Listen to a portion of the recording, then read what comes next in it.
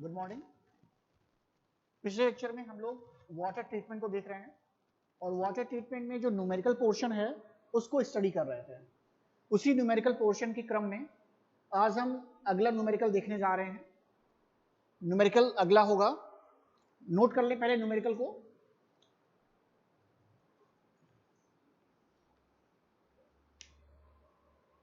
Calculate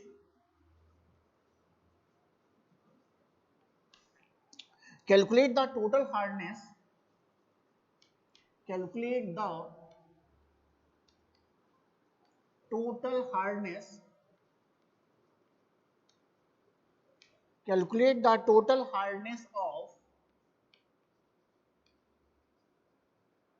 calculate the total hardness of water, calculate the total hardness of water sample having following composition,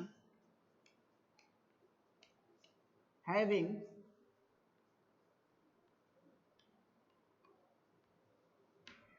following composition in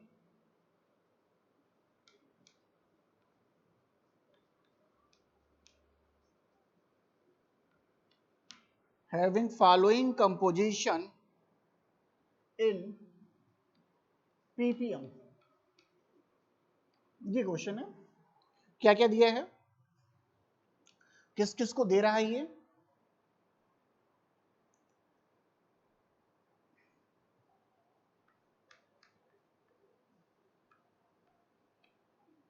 MgSO4 4 degree Clark,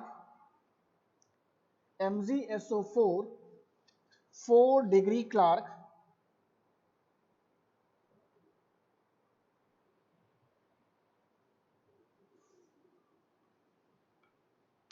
calcium carbonate 20 degree Clark, calcium sulphate 2 degree Clark, 2 degree Clark, Fe2O3 0.04 degree Clark,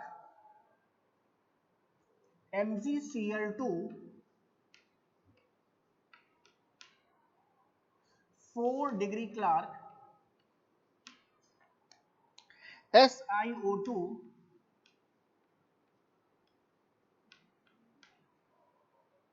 0.09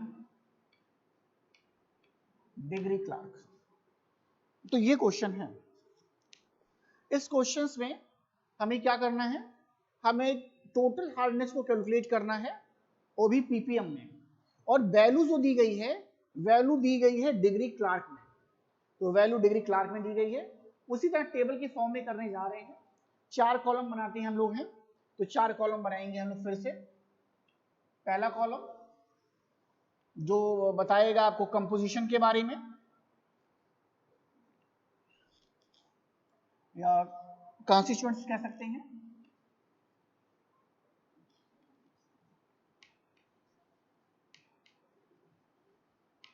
ये हो गया। Then amount, कितने amount में present है। Amount देखिए किस में दे रहा है, डिग्री क्लार्क में दे रहा है, तो अमाउंट इन डिग्री क्लार्क, ऐसा। फिर multiplication factor, multiplication factor,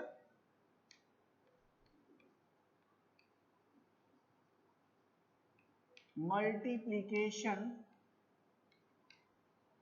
factor, और जो लास्ट कॉलम होता है हम पहले से जानते हैं कैल्शियम कार्बोनेट इक्विवेलेंस का होता है। तो कैल्शियम कार्बोनेट इक्विवेलेंस, अब कैल्शियम कार्बोनेट इक्विवेलेंस अमाउंट का जो यूनिट होता है वही होता है, तो डिग्री क्लार्क में ही निकलेगा, ऐसा। तो ये हमने क्या कर दिया, चारों कॉलम को बना दिया। अब वैल्यू को रखते हैं। वैल्यू को देखिए, पहला है आपका MgSO4 और कितना है 4 डिग्री क्लार्क है। फिर कैल्शियम कार्बोनेट है इसकी वैल्यू कितनी है 20।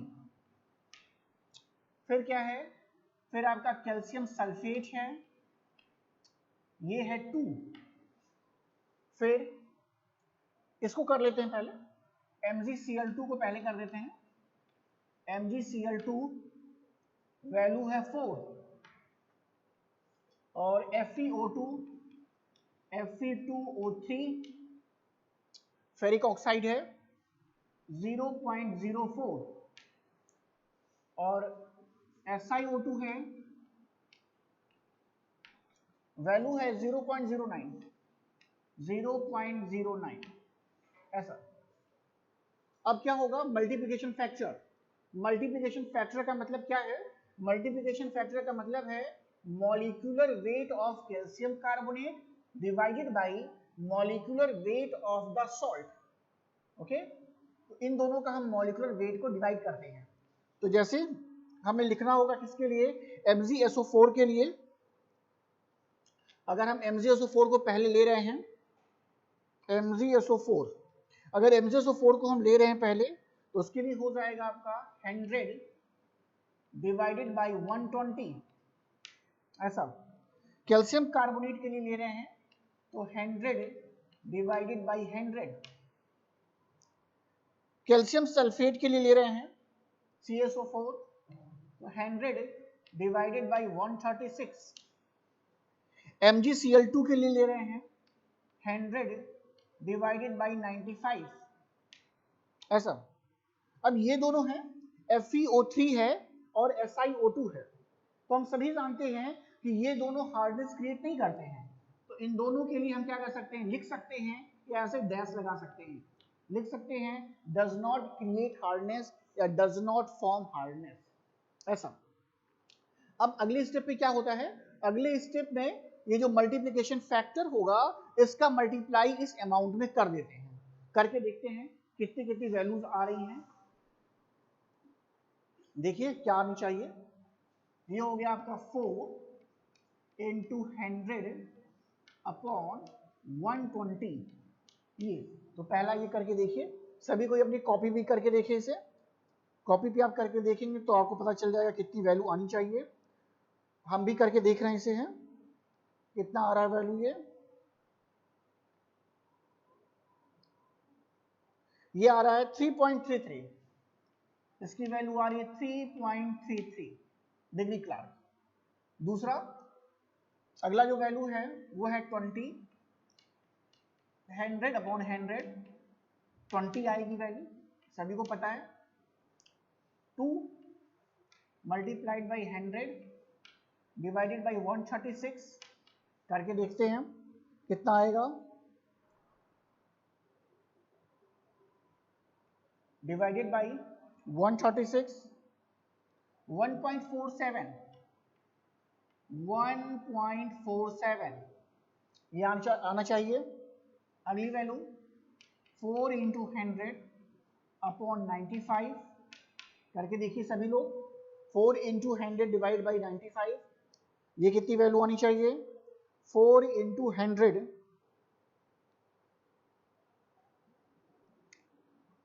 डिवाइडेड बाई 95 4.21, ये वैल्यू आ रही है 4.21 ऐसा। और इसका तो कैलकुलेशन होगा नहीं, इसको ऐसे कर दीजिए ऐसा। तो ये सारी वैल्यूज आपके कैलकुलेशन करने के बाद जो है ये सारी वैल्यूज आपकी आ रही हैं। हमको निकालना क्या है, टोटल हार्डनेस निकालना है। टोटल हार्डनेस के लिए सारी जितने भी सॉल्ट जो हैं हार्डनेस को क्रिएट करते हैं उनको सम कर लीजिए, ऐड कर लीजिए। तो कैसे होगा देखिए, क्या करना है, लिखिए नीचे लाइन में आगे लिखिए टोटल हार्डनेस,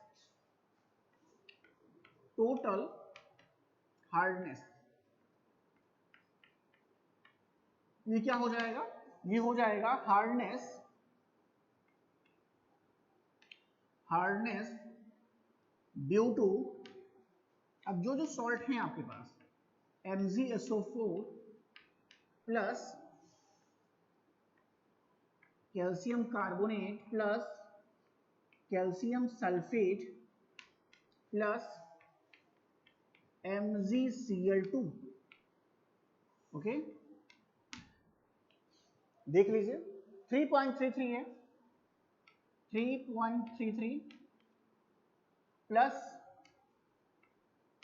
20 है प्लस 1.47 है प्लस 4.21, ये इन सभी को ऐड कर लीजिए आपस में, ऐड करके देखिए आंसर कितना आ रहा है। ऐड करने के बाद इसका आंसर आ रहा है 29.01, ये वैल्यू आ रही है 29.01 डिग्री क्लार्क, ये 29.01 डिग्री क्लार्क वैल्यू आ रही है।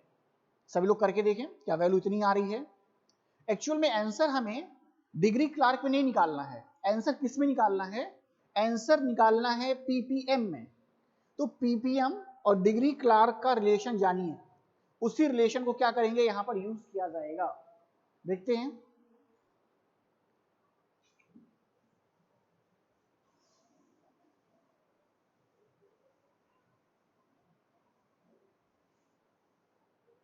देखिए हम सभी जानते हैं कि 0.07 degree Clark is equal to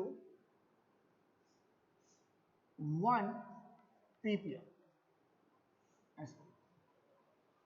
अब इस रिलेशन का इस्तेमाल करके हम लोग क्या कर सकते हैं, इस रिलेशन का इस्तेमाल करके हम लोग क्या कर सकते हैं, हार्डनेस को जो है पीपीएम में कन्वर्ट कर सकते हैं। कैसे, तो 0.07 डिग्री क्लार्क बराबर 1 पीपीएम होगा। ओके, तो 1 डिग्री क्लार्क बराबर देख लीजिए कितना होगा, 1 डिग्री क्लार्क ऐसा, यानी 1/0.07 ये हो जाएगा। और कितना है, 29 है, तो 29.01 डिग्री क्लार्क बराबर, तो ये हो जाएगा 129.01 डिवाइडेड बाई 0.07 ऐसा। अब इसको कैलकुलेट कर लीजिए। अब इस कैलकुलेशन के बाद कैलकुलेशन करके देख लेते हैं कि कैलकुलेशन कितना आना चाहिए, इसका आंसर कितना आना चाहिए।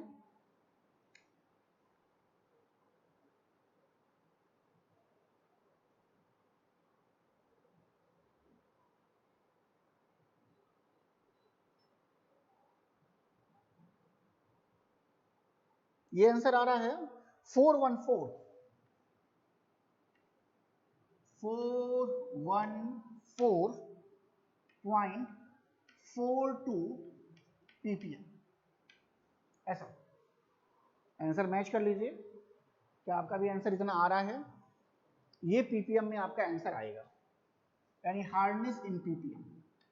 तो अगर हार्डनेस इन पीपीएम देखा जाए ये आंसर आएगा, और डिग्री क्लार्क में अगर आंसर देखा जाए तो ये आंसर आएगा।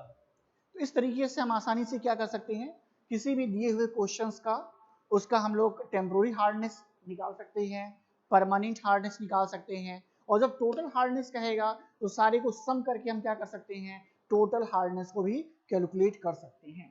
तो ये क्वेश्चन था। फिर एक क्वेश्चन देखते हैं अगला।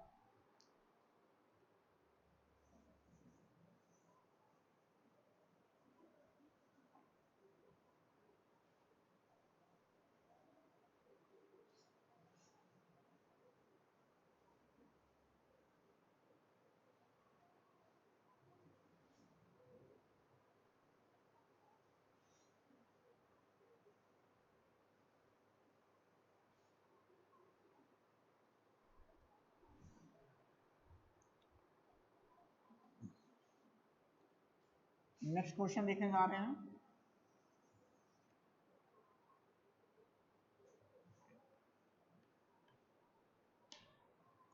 Calculate the total hardness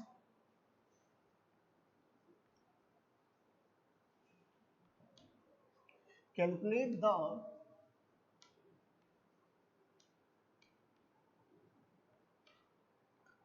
the total hardness calculate the total hardness of water calculate the total hardness of water in degree French and degree Clark from the following analysis of water sample from the following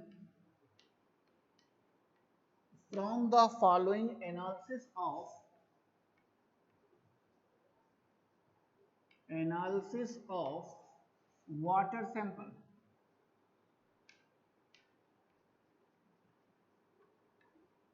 ये question है और क्या दे रखा है इन्होंने है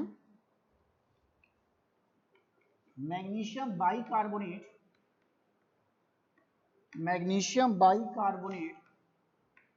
इस magnesium bicarbonate की जो वैल्यू है ये है 20.8 मिलीग्राम पर लीटर। तो इस बार वैल्यू मिलीग्राम पर लीटर में दे रहे हैं और आंसर पूछा जा रहा है डिग्री फ्रेंच और डिग्री क्लार्क में। तो ठीक है, अच्छा है। अगले जो वैल्यू हमारी है वो है मैग्नीशियम का MgNO3 का होल ट्वाइस है, नाइट्रेट है, MgCl2 है,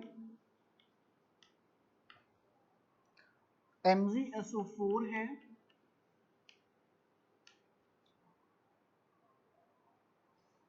और कैल्शियम कार्बोनेट भी दे रहा है, KCl भी दे रहा है। ओह वैल्यू नहीं रखे क्या? ओह वैल्यू नहीं लिखा गया, कोई बात नहीं, वैल्यू लिख देते हैं। MgNO3 की जो वैल्यू थी वो थी 28.8 मिलीग्राम पर लीटर वैल्यू थी इसकी। MgCl2 की जो वैल्यू थी वो थी 21 मिलीग्राम पर लीटर थी। MgSO4 इसकी वैल्यू है 20 milligram per litre, 20 milligram per litre. Calcium carbonate की वैल्यू है 21.2 मिलीग्राम पर लीटर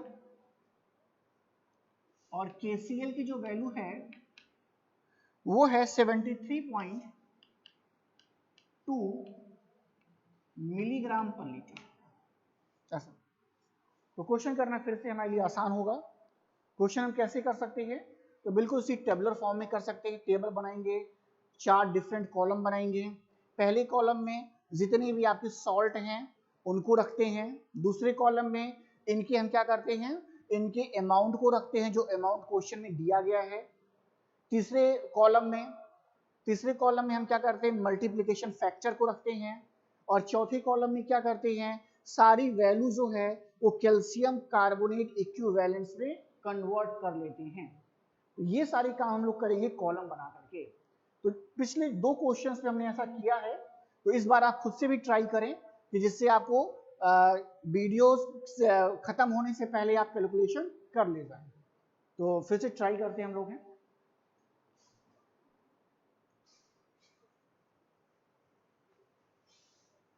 पहले तो 4 कॉलम बना लेते हैं जो हमें चाहिए इसके लिए। ये पहला कॉलम हो गया,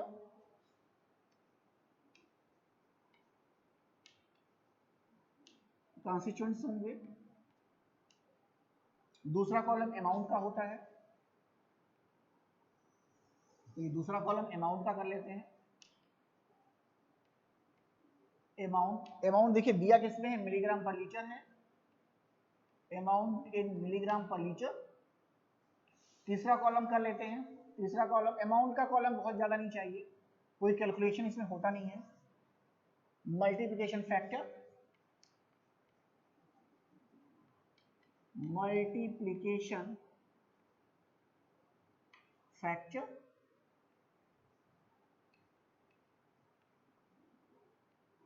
और जो लास्ट कॉलम है वो कैल्शियम कार्बोनेट इक्विवेलेंस का है ये। और ये वैल्यू भी जो वैल्यू अमाउंट की रहती है उसी में निकलेगा। तो मिलीग्राम पर लीटर में दिया है तो आंसर भी मिलीग्राम पर लीटर में ही आएगा। अब सारी वैल्यू को रखना स्टार्ट करते हैं। क्या क्या दिया है? तो पहला है मैग्नीशियम बाइकार्बोनेट, मैग्नीशियम बाइकार्बोनेट और अमाउंट कितना है 20.8, 20.8 यहां से देख के लिखा जा रहा है।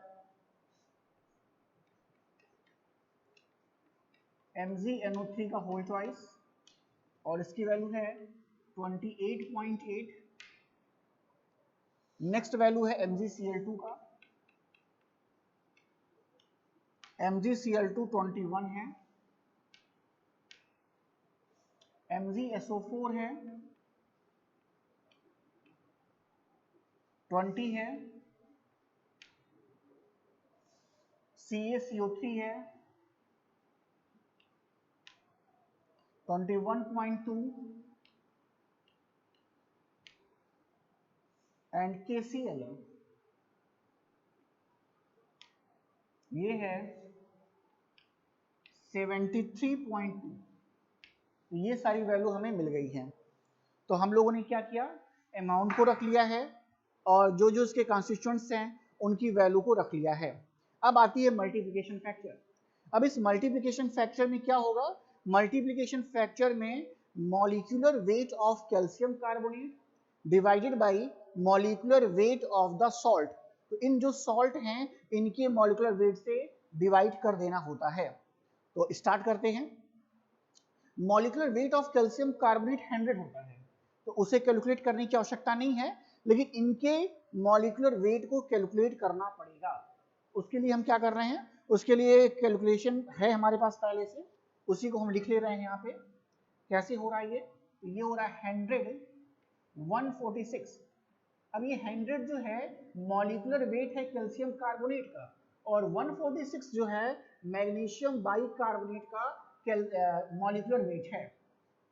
ऐसे ही 100 अपॉन 148 बिल्कुल सेम है। जो 100 है ये आपका कैल्शियम कार्बोनेट का मॉलिक्यूलर वेट है और 148 जो है ये मैग्नीशियम नाइट्रेट का मॉलिक्यूलर वेट है। अगला नेक्स्ट है 100 अपॉन 95 MgSO4 100 अपॉन 120 और कैल्शियम कार्बोनेट तो पता ही है 100 अपॉन 100 और KCl से हार्डनेस होती नहीं है तो इसे कैलकुलेट करने की आवश्यकता नहीं है। ऐसे तो यहां तक हम लोग ने कर लिया है। अब देखिए, अब इसका मतलब है कि 20.8 इंटू 100 अपॉन 146 ऐसे करना होगा। इस तरीके से आप करेंगे तो आसानी से क्या हो जाएगा, आसानी से आप देखेंगे कि कैलकुलेशन जो है ये हो जाएगा। करके देखते हैं कैलकुलेशन को हम लोग करके। तो ये हो जाएगा आपका 20.8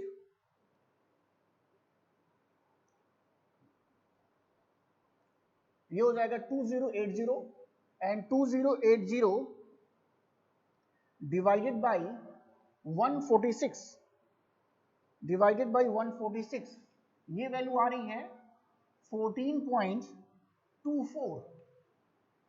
ये वैल्यू आ रही है 14.24। ऐसे अगला वैल्यू 28.8 100 अपॉन 146 ये तो ये हो जाएगा 2880 हो जाएगा। ये वैल्यू हो जाएगी 2880 एंड डिवाइडेड बाय 146 वैल्यू आ रही है इसकी 19.72। ये देख लेते हैं 21 इंटू 100 अपॉन 95 तो ये हो जाएगा 2100 डिवाइडेड बाई 95 तो ये हो जा रहा है 22.10। अगली जो वैल्यू है M04 के लिए है तो 20 इंटू 100 अपॉन 120, ये हो जाएगा आपका 2000, ये हो जाएगी वैल्यू आपकी 2000 डिवाइडेड बाई 120, ये 16.66 इसकी वैल्यू आ रही है। ये तो जो अमाउंट है वही आएगा, तो 21.2 इंटू 100 अपॉन 100, इसकी वैल्यू आएगी 21.2। इस तरीके से हमने क्या किया है, हमने सारे जो हार्डनेस थे उन सभी को हमने कैलकुलेट कर लिया है कैल्शियम कार्बोनेट के फॉर्म में। अब हमें निकालना क्या है, क्वेश्चन देखें, हमें निकालना है टोटल हार्डनेस। तो टोटल हार्डनेस का मतलब है इन सभी का सम, तो आप इन सभी का सम कर लेंगे तो टोटल हार्डनेस आपको निकल जाएगा मिलीग्राम पर लीटर में। लेकिन क्वेश्चन कह रहा है कि जो हार्डनेस हमको चाहिए वो चाहिए डिग्री फ्रेंच में और डिग्री क्लार्क में। तो जो हार्डनेस आपको मिलीग्राम पर लीटर में निकलेगा उसको चेंज करना होगा डिग्री फ्रेंच और डिग्री क्लार्क में। क्वेश्चन को करके देखते हैं आगे, सभी को सम कर लेते हैं।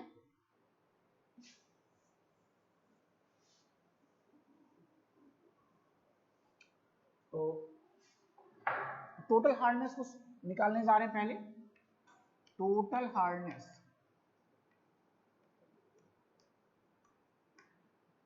टोटल हार्डनेस, इस बार जो टोटल हार्डनेस निकलेगा किस में निकलेगा, इन मिलीग्राम पर लीटर में आएगा, मिलीग्राम पर लीटर में ही कैलकुलेट होगा।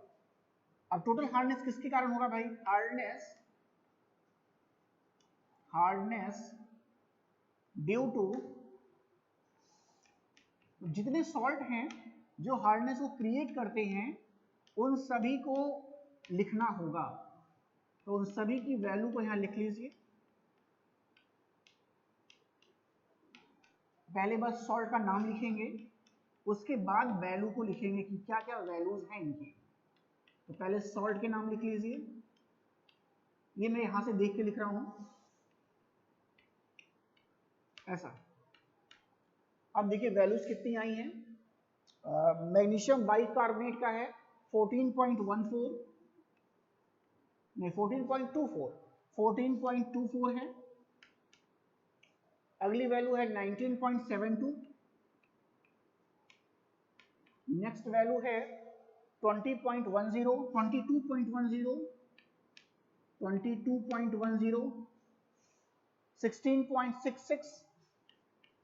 16.66, 21.2। अब इन सभी को ऐड कर लीजिए। जब इन सभी को हम ऐड कर रहे हैं, इन सभी को ऐड करने के लिए सभी को अपनी कॉपी पे करके देखिए ऐड कि आंसर क्या आ रहा है। अगर हम सभी को ऐड कर रहे हैं तो 14.24 प्लस 19.72 प्लस 22.10 प्लस 16.66 प्लस 21.2, तो ये वैल्यू हो जा रही है 93.92 और वैल्यू हमको पहले से पता है किसमें आ रही है, मिलीग्राम पर लीटर में ऐसा। तो ये वैल्यू आपको देखने को मिलेगा। अब हार्डनेस किसमें चाहिए, अब हार्डनेस हमको चाहिए या तो डिग्री फ्रेंच में या फिर डिग्री क्लार्क में। तो पहले फ्रेंच में बदलते हैं। तो टोटल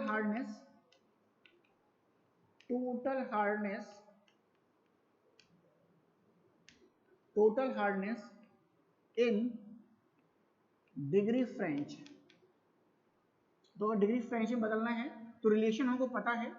रिलेशन क्या है, देखिए रिलेशन को लिख के देख लेते हैं एक बार हम कहीं पे, एक बार हम लिख करके देख लेते हैं। इस साइड का अभी तो काम नहीं है क्योंकि हमने सब कुछ कैलकुलेट कर लिया है, तो इस साइड का हटा दे रहे हैं।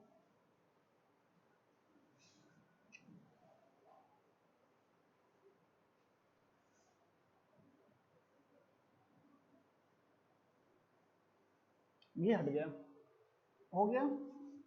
अब इसमें रिलेशन देख लीजिए। रिलेशन है 1 ppm is equal to 0.1 degree French, एक रिलेशन ये है। फिर है 1 ppm is equal to 0.07 degree Clark, ये रिलेशन हैं। वैल्यू पीपीएम में निकली है या मिलीग्राम पर लीटर, या फिर हम कह सकते हैं मिलीग्राम पर लीटर के साथ भी वही रिलेशन है। तो 1 मिलीग्राम पर लीटर, कंफ्यूज ना आपको इसलिए मैं दोबारा लिख दे रहा हूं ऐसे, या फिर 1 milligram per litre is equal to 0.07 degree Clark, ये रिलेशन है। देखिए वैल्यू मिलीग्राम पर लीटर में है तो आपको चेंज करना है डिग्री फ्रेंच में। तो देखिए 1 milligram per litre is equal to 0.1 degree French, then 93.92 तो मल्टीप्लाई हो जाएगा, यानी कहने का मतलब है 93.92 मल्टीप्लाइड बाई 0.1। अब जो वैल्यू आएगी, ये जो भी वैल्यू आएगी वो किस में आएगी, ये वैल्यू आपकी आएगी डिग्री फ्रेंच में। इस वैल्यू को करके देखिए कितना आ रहा है, तो ये वैल्यू आपकी हो जा रही है डिग्री फ्रेंच में, और इसी तरह डिग्री क्लार्क में भी निकालना है। तो डिग्री क्लार्क में तो हम निकालने जाएंगे ऐसा, तो ये हो जाएगा आपका 9.392 डिग्री फ्रेंच। ओके, ऐसे डिग्री क्लार्क का निकाल लीजिए। टोटल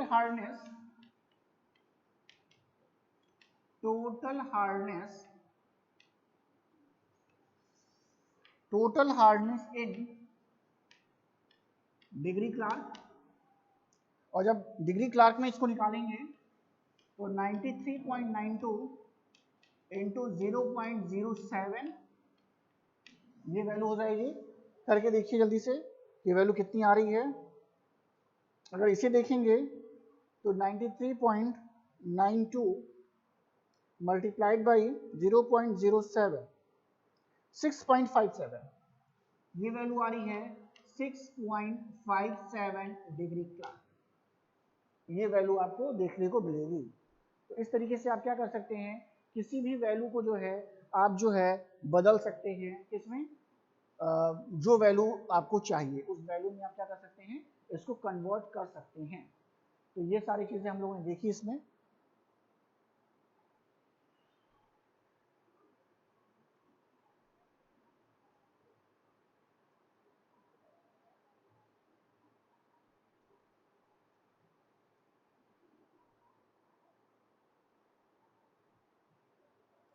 एक क्वेश्चन और, ओके, तो किस तरीके से हम लोग ने क्या देखा कि किस तरह से हम लोग मिलीग्राम पर लीटर को जो है डिग्री फ्रेंच या डिग्री क्लार्क में कन्वर्ट करते हैं। तो कई तरह के क्वेश्चन इसमें आते हैं।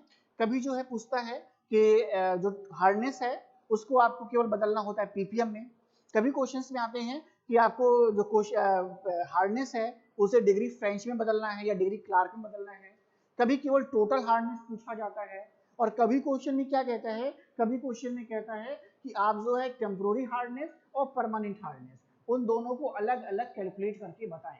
अब इसी क्वेश्चन में अगर टोटल और परमानेंट अलग अलग करके बताता तो आपको ये देखना होता कि कौन सा सॉल्ट जो है वो टेम्पोररी हार्डनेस को क्रिएट कर रहा है और कौन सा जो सॉल्ट है ये परमानेंट हार्डनेस को क्रिएट कर रहा है। तो इस तरीके से आप क्या करते हैं, क्वेश्चंस को आप कैलकुलेट करते हैं। तो इस तरीके से हम क्या कर सकते हैं, कुछ और न्यूमेरिकल्स को देखेंगे। अगला जो हमारा टॉपिक होगा इसी हार्डनेस ही होगा, लेकिन कुछ और क्वेश्चंस को देखेंगे, कुछ और वैरायटी के क्वेश्चन देखेंगे जो क्वेश्चन हमारे एग्जामिनेशंस में लगातार पूछे जाते हैं। तो जो नेक्स्ट वीडियो हमारा होगा उसमें हम इन सब चीज़ों को देखेंगे। Okay, then thank you.